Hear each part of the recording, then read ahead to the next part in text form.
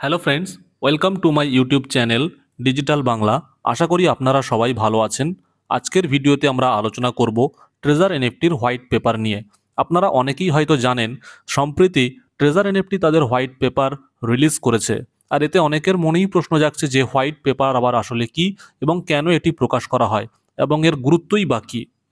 So খুব সহজভাবে বলতে গেলে হোয়াইট পেপার হলো মূলত একটি গুরুত্বপূর্ণ নথি বা ডকুমেন্ট, যা কোনো কোম্পানি বড় কোনো পদক্ষেপ বা স্টেপ নেওয়ার আগে তাদের ভবিষ্যৎ পরিকল্পনা, বিজনেস মডেল ও কাজের পদ্ধতি সম্পর্কে বিস্তারিতভাবে তাদের ইউজারদের জানাতে এই হোয়াইট পেপার প্রকাশ করে, যাতে তাদের ইউজাররা স্বচ্ছ এবং ট্রান্সপারেন্সির সাহায্যে বুঝতে পারে যে কোম্পানি আগামী দিনে কিভাবে কাজ করতে চলেছে এবং কিভাবে এখান থেকে তারা ডেভেলপমেন্ট করবে এবং তারা তাদের ইউজারদের আর্নিং দেবে।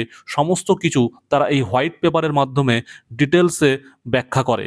ট্রেজার এনএফটি এই হোয়াইট পেপারের মধ্যে অনেকগুলো গুরুত্বপূর্ণ পয়েন্ট আলোচনা করেছে। আমরা একবার দেখে নিই এই হোয়াইট পেপারে তারা কি কি পয়েন্ট আলোচনা করেছে। ফার্স্ট, এখানে তারা প্ল্যাটফর্ম ওভারভিউ সম্পর্কে আলোচনা করেছে। Second, NFT blockchain launch plan সম্পর্কে বিস্তারিত আলোচনা করা হয়েছে এর ভিতরে। থার্ড, তাদের ইকোনমিক মডেল, তারা তাদের ব্যবসাটাকে কিভাবে ডেভেলপমেন্ট করবে ইকোনমিক্যালি, সেটা এখানে ব্যাখ্যা করেছে। দেন এখানে ইনসেনটিভ মেকানিজম, মানে এখানে যে ইউজাররা আছে তাদের কিভাবে ইনসেনটিভ দেবে সেই ইনসেনটিভ মেকানিজম সম্পর্কে আলোচনা করা হয়েছে। গভর্নেন্স মেকানিজম, এই যে ট্রেজার এনএফটি তাদের যে গভর্নেন্স মেকানিজম সেটার উপর এখানে আলোচনা করেছে। প্লাস সিকিউরিটি অ্যান্ড কমপ্লায়েন্সের উপরেও এখানে আলোচনা করা হয়েছে। দেন মার্কেটিং অ্যান্ড গ্রোথ স্ট্র্যাটেজি, কিভাবে তারা এখানে মার্কেটিং করবে, তার কি কি স্ট্র্যাটেজি তারা অ্যাপ্লাই করবে, সেটাও এখানে আলোচনা করা হয়েছে হোয়াইট পেপারের মধ্যে। নাম্বার 8, ফিউচার রোডম্যাপ এবং ডেভেলপমেন্ট, ভবিষ্যতে তারা কি করতে চায় সেই রোডম্যাপ এবং ডেভেলপমেন্ট সেটাও কিন্তু এই হোয়াইট পেপারের মধ্যে আলোচনা করেছে। এবং 9 নম্বরে রিস্ক অ্যান্ড চ্যালেঞ্জেস, এই সমস্ত কাজগুলো করতে গিয়ে কোম্পানি কি কি রিস্ক এবং কি কি চ্যালেঞ্জেস ফেস করতে হতে পারে সেটাও এখানে ডিসক্রাইব করা হয়েছে। এবং সর্বশেষ একটা কনক্লুশন, একটা উপসংহার এখানে দেওয়া হয়েছে। তো এখানে মূলত 10টা পয়েন্ট দিয়েছে এবং এই টোটাল যে হোয়াইট পেপারের যে ডিটেলস আছে সেটা 29টা পেজের আছে। সো আপনারা যদি চান, আপনারা এই হোয়াইট পেপার আমার টেলিগ্রাম চ্যানেলে গিয়ে ডাউনলোড করতে পারেন এবং সেখান থেকে ডাউনলোড করে আপনারা নিজেরা পুরো ডিটেলসে একবার দেখে নিতে পারেন যে কোম্পানি তার হোয়াইট পেপারে কি কি আলোচনা করেছে, কি কি দিয়েছে।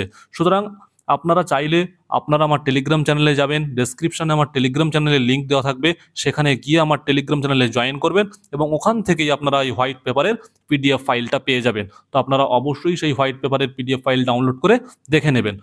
আমি অবশ্যই এখানে আপনাদের সামনে কিছু গুরুত্বপূর্ণ পয়েন্ট আলোচনা করব, যেগুলো মেন কিছু পয়েন্ট। সুতরাং আমি বেশি দেরি করব না, যাতে আমি সংক্ষেপ আলোচনা করবো, যাতে ভিডিওটা বেশি বড় এবং বোরিং না হয়ে যায়।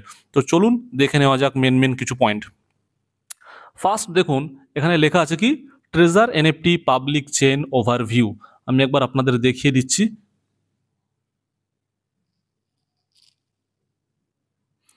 এই যে এটা treasure NFT public chain overview. এখানে কি বলছে, reduce transaction cost, adopt the ZK roll up solution to reduce gas fees and increase transaction speed. মানে আমরা কিন্তু জানি, আমরা যখন কোনো একটা ট্রানজাকশন করি সেখানে কিন্তু আমাদের একটা গ্যাস ফি কাটে। সেই গ্যাস ফিটা কম করতে এখানে জেডকে রোল আপ সলিউশন নিয়ে আসছে ট্রেজার এনএফটি, যার ফলে ট্রেজার এনএফটি তাদের পাবলিক চেন লঞ্চ করতে চলেছে। সেই পাবলিক চেন সম্পর্কে আমরা ইতিমধ্যে শুনেছি এবং এটার কাজ কি হবে, এটার ফলে আমাদের ট্রানজাকশন কস্ট কিন্তু অনেকটাই কমে যাবে। দেন এখানে কি বলছে, এনএফটি ব্লকচেন লঞ্চ প্ল্যান, তারা ব্লকচেন লঞ্চ করছে। এই ব্লকচেন লঞ্চ করলে কি হবে, এখানে তারা আবার বলছে কি layer 2 solution ZK roll up technology use করবে, যার ফলে কি হবে, এখানে দেখো সেকেন্ড নাম্বার লিখছে কি batch processing of transaction through zero knowledge proof technology, multiple transaction are package and verified significantly, reducing transaction fees can be reduce by more than 90%। এই জায়গাটা আমি একবার মার্কিং করে দিচ্ছি, আপনারা একটু দেখে নেবেন ভালো করে কি বলতে চাইছে। এই জায়গাটাতে মার্কিং করে দিলাম, তার কারণ এখানে বলছে কি, আমার এটা কিন্তু আমার নিজের কথা না, এরা তাদের হোয়াইট পেপারে বলছে যে এই যে লেয়ার আমরা যে সিস্টেমটা ডেভেলপ করতে চলেছি, যে ব্লক চেনে জেডকে রোল আপ টেকনোলজি, এর মাধ্যমে যে ট্রানজাকশন ফি সেটা 90% পর্যন্ত রিডিউস করা সম্ভব হবে। এটা কিন্তু এখানে এরা বলেছে। আমি এটা আপনাদের মার্কিং করে একবার দেখিয়ে দিলাম, আপনারা একবার দেখে নেবেন। থার্ড পয়েন্ট, আমরা অনেকেই শুনেছি মিন্টিং মানে কি, NFT minting and transaction optimization. NFT কি করতে পারবেন এখান থেকে, মিন্টিং মানে এখান থেকে আপনি এনএফটি তৈরি করতে পারবেন আগামী দিনে ট্রেজার এনএফটি থেকে আপনি এনএফটি তৈরি করে আপনি এই প্ল্যাটফর্মেই সেটা লিস্টিং করে এখান থেকেই আপনি বাই সেল ট্রেডিং করে আপনি আর্নিং করতে পারবেন, সেটা বলছে এখানে। প্রিন্টিং এটা একটা বড় জিনিস, এটা আমরা অনেকদিন আগে থেকে শুনেছি, এটা কিন্তু এই হোয়াইট পেপারের ভিতরে আলোচনা করা হয়েছে। নেক্সট আমরা শুনেছি কি এনএফটি ব্লকচেন লঞ্চ প্ল্যান বা টোকেন, এরা কিন্তু নিজস্ব টোকেন নিয়ে আসছে। সেই টোকেনের নাম কি? Treasure NFT token. টোকেনের নাম হচ্ছে ট্রেজার এনএফটি টোকেন এবং টোকেনের সিম্বলটা কি? টিইউএফটি টোকেন। এই যে টোকেন, এই টোকেনের সিম্বলটা হচ্ছে টিইউএফটি টোকেন।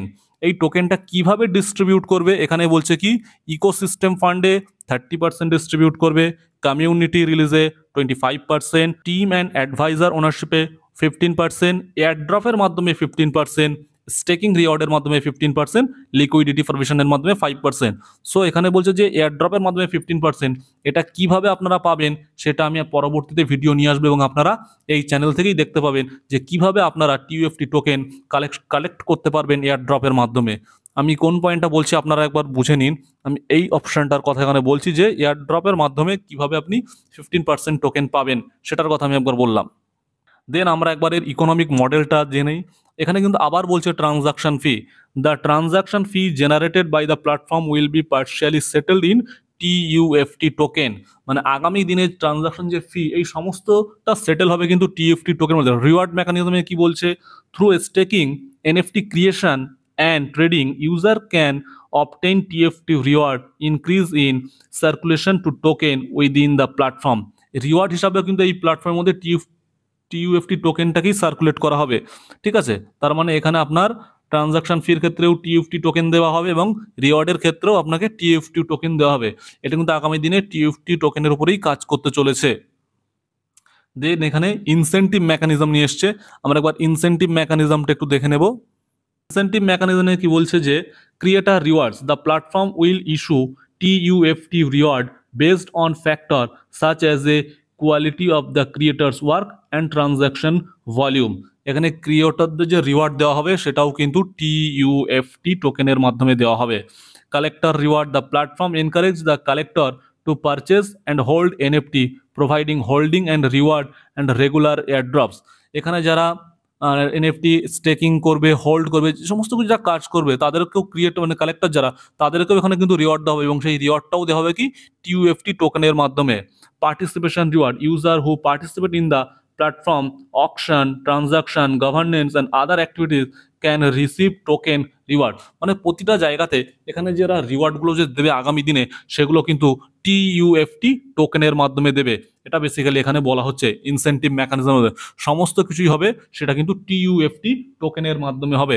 দেন এখানে চলে আসছে কি গভর্নেন্স মেকানিজম। গভর্নেন্স মেকানিজম কি বলছে? Governance voting, TUFT token holders can participate in the platform's proposals and voting based on the number of token they hold and decide on the platform development, direction, rules, adjustment, etc. এটা কিন্তু একটা অনেক বড় point. মানে বলছে যার কাছে যত বেশি সংখ্যক টিইউএফটি টোকেন থাকবে সে কিন্তু এই গভর্নেন্স ভোটিংয়ে যুক্ত হতে পারবে এই কমিটিতে। মানে গভর্নেন্স ভোটিং যখন কোনো হিসাবে প্ল্যাটফর্মের ব্যাপারে সে তার প্রপোজাল রাখতে পারবে এবং সে তার কোনো মতামত থাকলে রুলস সেটা শেয়ার করতে পারবে।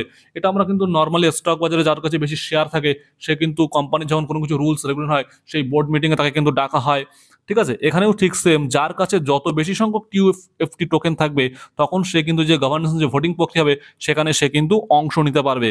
এখানে সেটাই বলা হয়েছে। অ্যান্ড নাম্বার 3 যেটা বলছে risk and challenges. Risk and challenges কি আছে এখানে?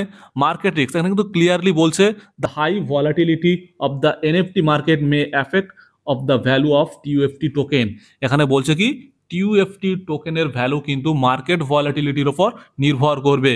সেটা এটা আমরা কিন্তু জানি যে ইউএসডিটি বলো যে কোনো ধরনের টোকেন বা কয়েন মার্কেটের উপরেই কিন্তু ডিপেন্ড করে। তেমনভাবে এখানে কিন্তু ক্লিয়ারলি বলা হচ্ছে যে টিইউএফটি টোকেনের ভ্যালুও আপ ডাউন হতে পারে, সেটা মার্কেটের উপর নির্ভর করবে, সেটা এখানে ক্লিয়ারলি বলা দিচ্ছে। অ্যান্ড সর্বশেষ কনক্লুশনে কোম্পানি কি বলছে? Treasure NFTs token economic is designed to promote the prosperity and sustainable development of the NFT market through কি ডিসেন্ট্রালাইজড গভর্নেন্স মেকানিজম। মানে এখানে কি বলছে যে ডিসেন্ট্রালাইজড গভর্নেন্স মেকানিজমের মাধ্যমে যে এনএফটির মার্কেট সেই মার্কেট প্লেসে ট্রেজার এনএফটি একটা নতুন একটা দিক নিয়ে আসতে চলেছে এবং তারা এখানে সাস্টেনেবল একটা ডেভেলপমেন্ট করবে, যাতে একটা অনেকদিন লং টার্মে থাকতে পারে। সেইভাবেই তারা কিন্তু এখানে আগামী দিনে কাজ করতে চলছে। সেটাই তারা এখানে বলতে চাইছে যে কি sustainable development of the NFT market. তারা কি এই এনএফটি মার্কেটে সাস্টেন করতে চাইছে এবং ডিসেন্ট্রালাইজ গভর্নেন্স মেকানিজমের মাধ্যমে। সুতরাং মানে স্বচ্ছতার সাথে ডিসেন্ট্রালাইজ, যেখানে কোনো সেন্ট্রালাইজ নেই, সবাই জানতে পারবে সবকিছুর মধ্যে। সুতরাং আপনারা এই হোয়াইট পেপারের সবকিছু ডিটেলস দেখেই বুঝতে পারবেন একটা কোম্পানি তার হোয়াইট পেপার তখনই প্রকাশ করে যখন সে কোনো বড় স্টেপ নেয় এবং তার সবকিছু লিগালি সবকিছু যখন পাবলিকলি শেয়ার করে যে আমরা আগামী দিনে এটা করতে চলেছি এবং এইভাবে আমরা আগামী দিনে যা আগে যা মানে ডেভেলপ করবো আমাদের কমিউনিটিটাকে, তখনই কিন্তু কোম্পানি তাদের হোয়াইট পেপার রিলিজ করে। তো আজকের ভিডিওটি এ পর্যন্তই। ভিডিওটি ভালো লাগলে অবশ্যই লাইক, কমেন্ট এবং সাবস্ক্রাইব করে পাশে থাকবেন।